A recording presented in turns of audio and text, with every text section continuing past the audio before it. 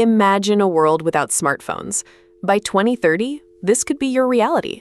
First, ubiquitous direct satellite-to-device communication.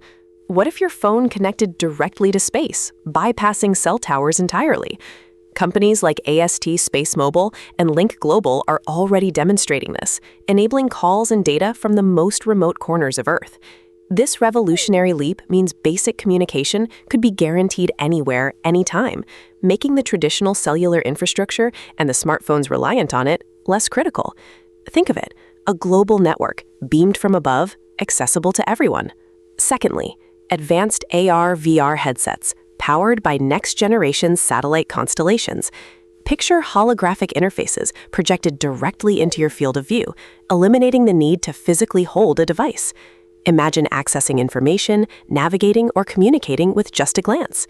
SpaceX's Starlink direct-to-cell capabilities, combined with research from Meta Reality Labs, suggest a future where your smartphone screen becomes an ethereal projection, seamlessly integrated into your vision, always available, never held.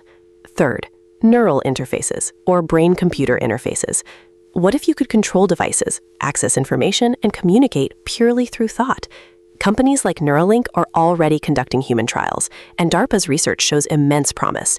When combined with high-bandwidth, low-latency satellite networks, BCIs could render physical smartphone interaction entirely obsolete by 2030. Your thoughts become the interface, a direct connection to the digital world, all powered by a cosmic data backbone. Fourth, space edge computing.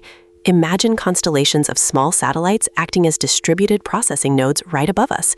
This revolutionary concept could offload significant computational power from local devices, enabling simpler, thin client wearables to perform complex tasks without powerful onboard processors.